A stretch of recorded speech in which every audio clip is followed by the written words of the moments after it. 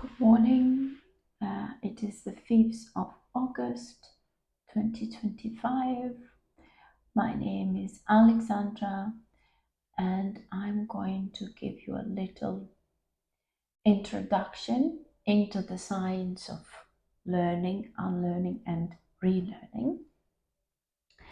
And the theme that I've chosen for today will be authenticity. What does it mean to be authentic in the context of learning? And I have some equipment. I have permanent markers. Sorry for the clarification. I have a piece of paper.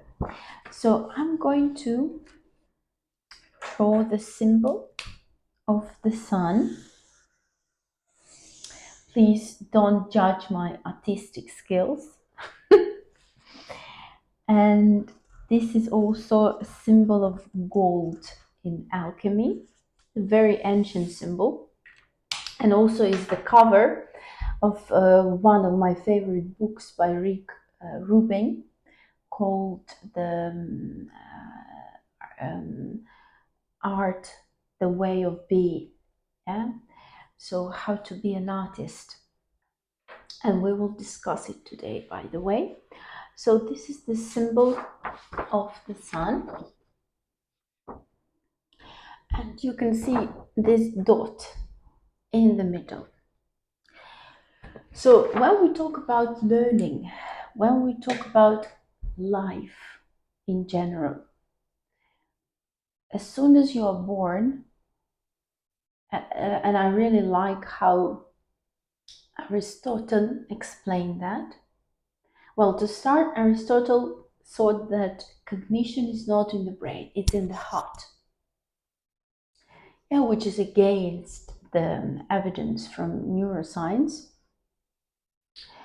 And Aristotle said that whatever you are learning when you come to this world is something that you've forgotten that you knew prenatally, yeah, before you were born.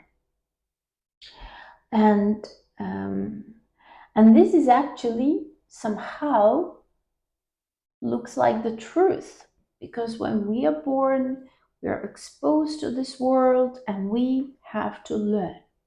And the little baby has to learn how to eat, how to drink, how to walk. Yeah? So learning is the part of life. It's a vital, most important, I would say, part of life.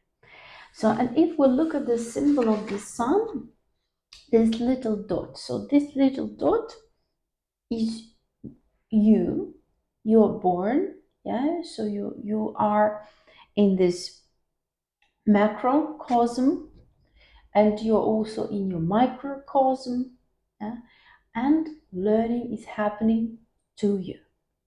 So we can just put some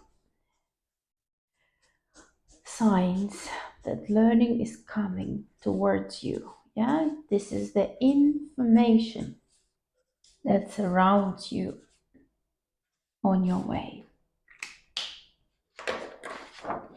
So learning is happening, yeah, in a particular environment. We are all placed in a particular environment, in our macrocosm, in our microcosm, yeah, and this is you. So when we talk about authenticity, also why I have chosen this particular symbol to explain this, because authenticity is about creating your own dot. I think you've heard I wanted to say Bill Gates, not Bill Gates, Steve Jobs. He's saying connect the dots. And it's a buzzword, everyone is using this, is using it these days. So connecting the dots, yeah, having the coherence of understanding of what happened to you. Yeah, coherence in your life. coherence of ideas when it comes to innovation. Yeah. So, but before, as soon as you are born, you create one little dot. Before connecting the dots, you create a dot. And this is it. This is your authenticity. So basically, that's why Rick Rubin, to me, have chosen this cover for his book. Yeah, creative. Um, I can't.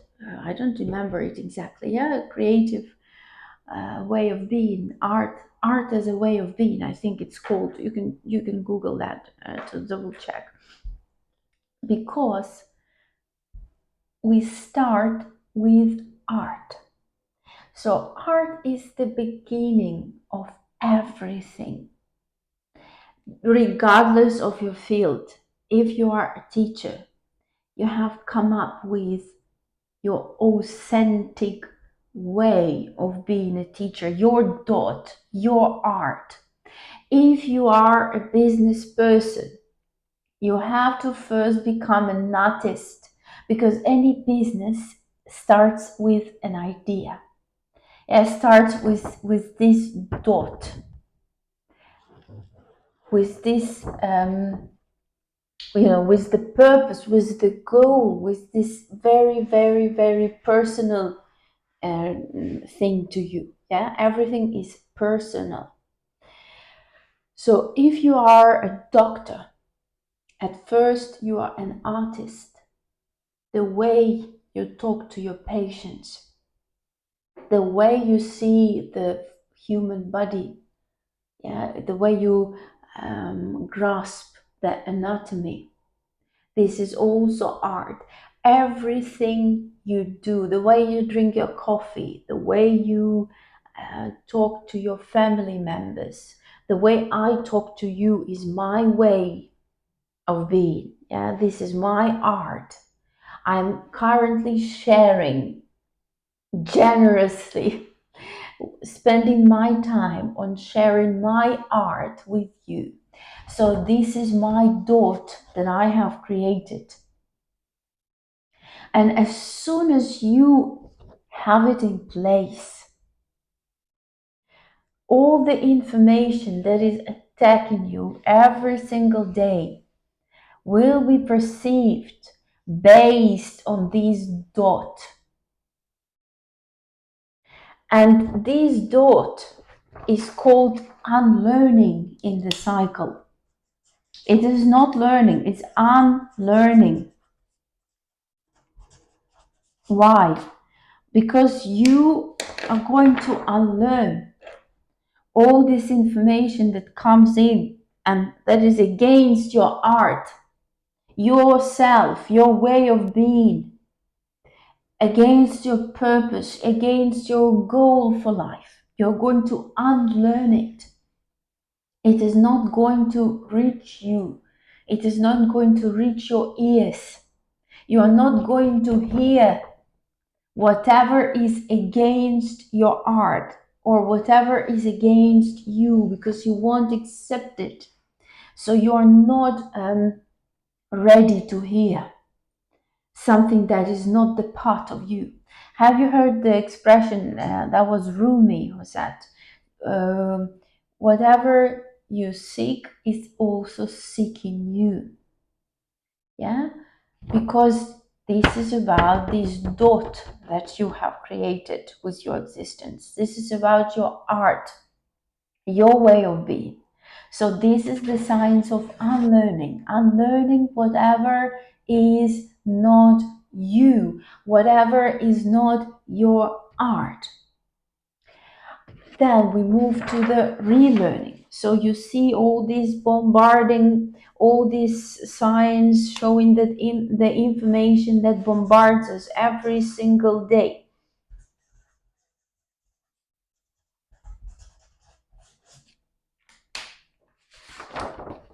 Some of this information contains the particles of your art, if I can say so. And It helps you to actually improve on your art. And this is where relearning happens. Relearning doesn't mean to learn again. Yeah, it doesn't mean to learn one more time. Relearning is to become uh, better and also to look at it from a different angle. Yeah, to see what you have never seen before. And whenever you go somewhere, so if you see the relearning is happening, if unlearning is happening on your dot that you have created with your birth, with your existence, with your art, relearning is happening in the surroundings, yeah? In your macro and microcosm. So whatever surrounds you, wherever you go, wherever, whoever you're friends with, whatever you watch, yeah, whatever you hear, whatever you listen to. So this is all about relearning. If it contains the particles of your art, you're going to relearn to make your art sharper, to make your art better, make it more beautiful, and make it current, make it more current. So this is relearning. And when we talk about learning, and by the way, in the context of relearning, it's very important to have the exposure, to expose yourself to beautiful paintings, art. Read books out of your field of expertise. Extremely important. If you want to develop your art in a very innovative way.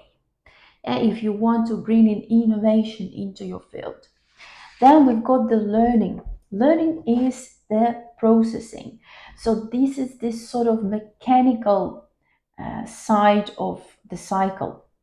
This is the mechanics. So to learn whatever, we start from here, we move on here, and then here we deal with the mechanics. So we need to control our attention, and we need to have growth mindset. Yeah, knowing that if it's difficult now, because it doesn't mean that whatever you have as your art, yeah, and you surround yourself with it, and it means you learn it easily. Yeah, it just sticks 100%, and you don't have to make any effort. No, you have to make an effort. Yeah, to become a master, to develop your craft. It takes a lot of time, it takes a lot of energy. Like for myself, I've been in public speaking for a long time, since I was a schoolgirl. My teacher was showing me around different classes. I went to different classrooms of my peers, other students, and I had to read poetry for everyone because I was the best in public speaking, in reading, and my teacher wanted me to read for everybody. But it doesn't mean that I'm a good public speaker. Yeah, this is a craft that you need to learn. Yeah, it takes a lifetime to become a good public speaker. So this is the last stage, yeah, the stage of learning. So if someone tells you you have how to become a good learner, do this, do that, no way. Learning is three-dimensional. It's not just about learning, it's just the mechanics. It's just to maintain your attention. It's just to set proper goals. It's just to have the growth mindset and delay gratification. Yeah, when you have to see it, when you have to spend your time sometimes to make your craft better, that's where what learning is about. But what about unlearning and relearning? Learning, the process of learning is a cycle, and it is three-dimensional. Unlearning is life-wide learning. That's how I call it. So now you know why is life wide. You go deep into your art. Then we've got relearning. By the way, um, relearning is where you are an athlete.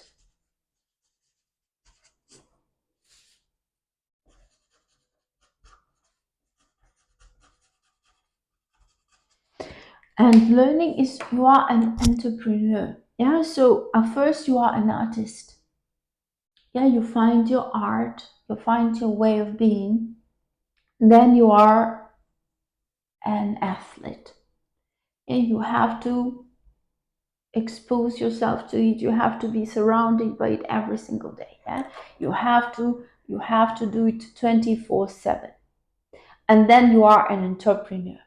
Yeah, so as an entrepreneur you can become successful while you're practicing your way of being. Yeah, you can make a living out of it. So these three dimensions are very important. So one more time, learning is three-dimensional. We've got life-wide learning. Yeah, this is here. We've got lifelong learning. Yeah, this is just learning.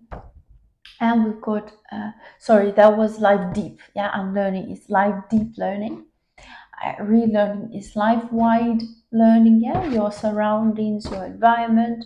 And we've got the learning, which is lifelong. Yeah, for it to be lifelong, we have to make an effort. Yeah, it doesn't come easy. Craft or becoming a master doesn't come easy. You have to work for it. So that's all that I wanted to share for today. I hope it became a little bit more understandable, and hopefully we are going to meet as often as possible. Have a nice day.